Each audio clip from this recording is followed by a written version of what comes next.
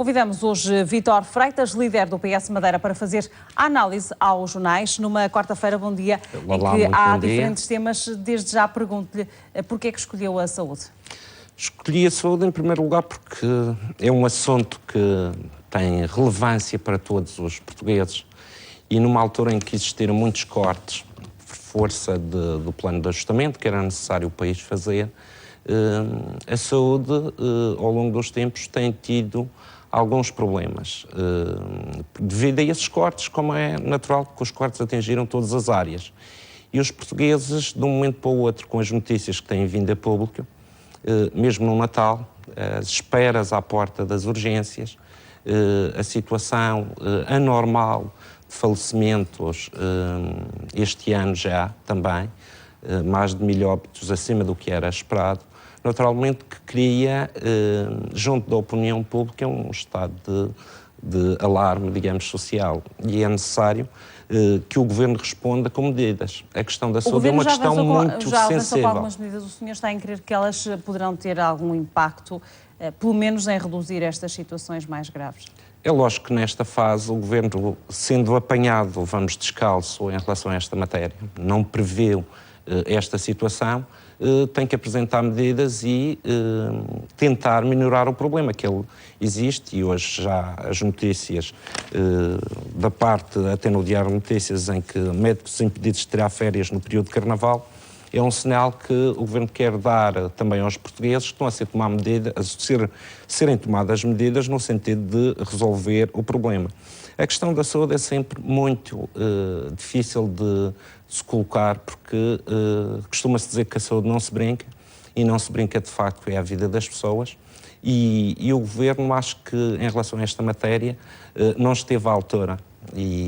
Nós sabemos que na Madeira já houve alguns problemas também a nível hospitalar. tem existido muitos problemas a nível hospitalar. Neste momento a situação é, de certo modo, ou não, semelhante ao que se passa no continente? Nós não estamos com este problema porque não está a haver um pico em termos de afluência, mas estamos com outro problema. Nós temos 17.400 pessoas em lista de espera para pequenas cirurgias, cerca de 7% da população da Madeira, e o Governo na Madeira não tem conseguido dar resposta a este problema. E vai se arrastando, porque isto é um problema de meios e é um problema financeiro, e a Madeira também está sobre um plano de ajustamento, e esse plano de ajustamento cortou muito na área da saúde.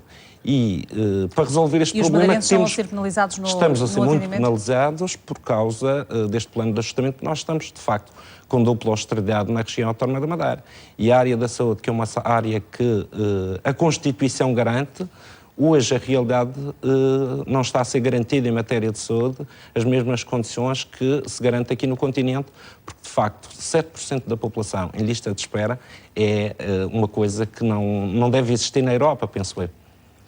O tema ainda faz correr tinta nos jornais e fará com certeza nos próximos tempos, até por causa das declarações políticas que temos ouvido. Estou a falar da base das lajes. O senhor também escolheu este assunto para comentar na revista de imprensa. O que lhe pergunto é se faz sentido pensar em alternativas como a China para lhe adversar. Faz todo o sentido, porque com o alargamento do canal do Panamá, o Atlântico ganha outra centralidade, porque barcos de grande porte podem vir do Pacífico para o Atlântico.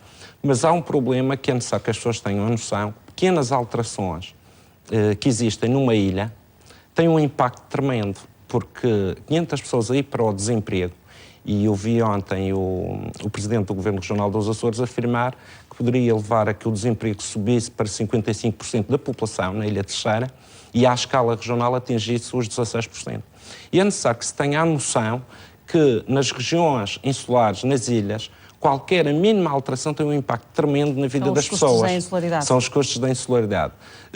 Pensar num relacionamento comercial e criar ali um interposto, não militar, mas comercial com a China, eu julgo que será uma solução que permitirá resolver o problema. Foi preciso essa clarificação, porque havia aqui algumas dúvidas em relação à forma como a China entraria, ou poderia entrar na Ilha Terceira. Eu percebo que as nossas alianças em termos militares é com os Estados Unidos, não é naturalmente com a China, e portanto, sendo uma questão comercial e um interposto da China no meio do Atlântico, de acesso à Europa, e que isso deixe nos Açores massa monetária. E é necessário dizer que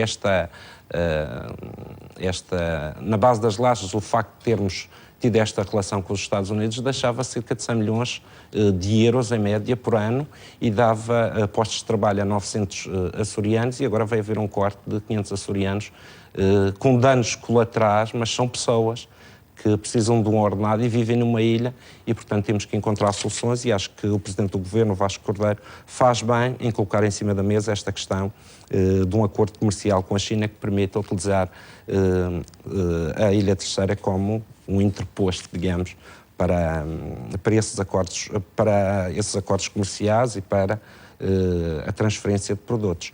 Outro assunto que eu coloquei também como para análise é esta aproximação entre os Estados Unidos e Cuba, 54 anos, 5 décadas, é de facto muito tempo para haver um corte de relações diplomáticas, e o reatar destas relações diplomáticas acho que é extremamente importante para Cuba, para os próprios Estados Unidos, para a imagem que temos hoje, quer dos Estados Unidos e quer de Cuba.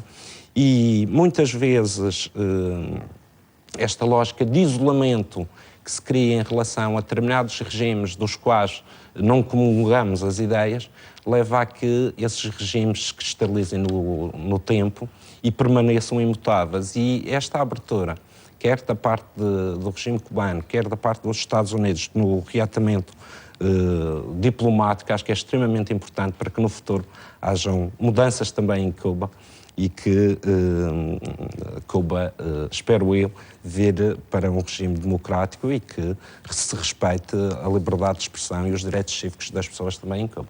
Esta é uma boa transição para falarmos da sua realidade, da Madeira enquanto líder do PS da região, e perguntar-lhe se, face às mudanças em curso, o PS está preparado para o que der e vier. Nós estamos preparados para ir a eleições. É necessário que as pessoas tenham consciência que a saída do Dr. Alberto João Jardim não resolve os problemas dos madeirenses, porque às vezes eu fico com a percepção que a comunicação social nacional julga que uma saída de um homem resolve os problemas. Não resolve. O que ele nos deixa é uma pesada herança, deixa-nos uma dívida para pagar, da qual temos que fazer frente.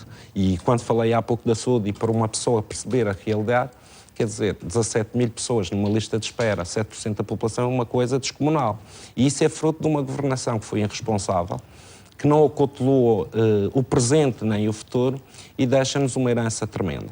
E eu julgo que o único caminho que vamos ter é renegociar esta dívida, porque o serviço da dívida já come do nosso orçamento regional 300 milhões de euros, quer em 2013 e em 2014, prevê-se que a partir de 2016 vamos começar a pagar também os 1.500 milhões de euros de dívida ao Estado. Esse valor ultrapassa os 400 milhões de euros. Mas para que se tenha a noção, uma região como a nossa, que tem cerca de 840 milhões de euros de receitas próprias dos nossos impostos, recebe do Orçamento de Estado mais 170 milhões de euros. O resto do orçamento é feito com a captação de fundos comunitários, mas que nós temos que entrar com uma comparticipação. 400 milhões de euros é quase 40% de todo o orçamento. Isso é impossível. A Madeira entraria numa situação de falência completa e num caos económico e social. E a renegociação é a solução? E a renegociação, nós vamos ter que renegociar, a Madeira terá que renegociar, quer com a banca, quer com o Estado, dilatar no tempo o pagamento da dívida e diminuir o serviço da dívida a nível anual. Nós não podemos ter 400 milhões de euros no nosso orçamento para pagar a dívida. Temos que reduzir isso para valores entre os 100 e os 150 milhões de euros para podermos ter dinheiro para captar os fundos europeus, porque nós não temos folga financeira para fazer investimento, o próprio Governo não tem recursos para isso. E para captar até os próprios fundos da União Europeia, que são 840 milhões até 2020, nós precisamos de ter recursos. E esses recursos só podem ser conseguidos diminuindo o impacto do serviço da dívida nas contas da região e através do dinheiro sobrante, não vai sobrar muito, captar esses 800 milhões de euros que são necessários para o investimento até 2020. Não há outra forma de ultrapassar esta situação sem renegociar, quer com o Estado, quer com a banca, a nossa dívida, porque nós queremos assumir os nossos compromissos, mas não nos podem pedir que no espaço de 10, 15 anos, 20 anos, que são os contratos que estão estabelecidos com a banca, nós venha-se a resolver um problema desta envergadura é manifestamente impossível e as soluções passam pela renegociação. Quanto a soluções políticas, passariam também por entendimentos à esquerda? O Partido Socialista tem dialogado com outros partidos no sentido de fazer entendimentos à esquerda. Temos, neste momento, já várias forças políticas numa coligação que estamos a construir. Ainda estamos em contactos com outras forças políticas com o objetivo de construir uma aliança que permita fazer a mudança na região autónoma da Madeira. E só há mudança na Madeira quando mudar de governo na Madeira e mudar de partido no governo. Porque a Madeira viveu ao longo de 40 anos sob a sombra de um homem, de um partido e de uma máquina política. A saída do Dr. Jardino acaba com o jardinismo na Madeira.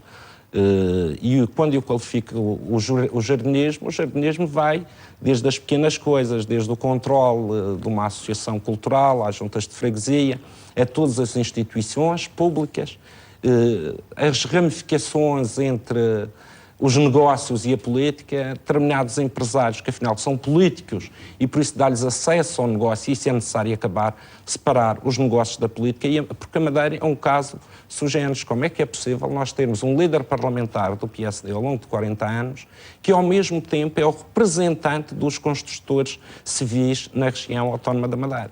Não se pode sentar à mesa do debate político aqueles que têm assento à mesa do orçamento da região. Ou seja, quando há esta mistura explosiva entre os negócios e a política, condiciona quer os orçamentos regionais.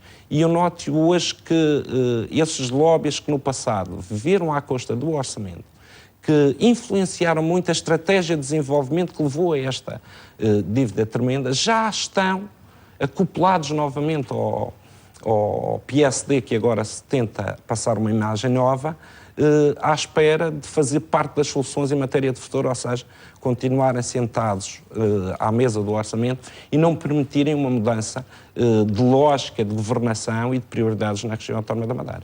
Vítor Freitas, muito obrigada por ter estado connosco na entrevista de imprensa. Bom dia. Bom dia.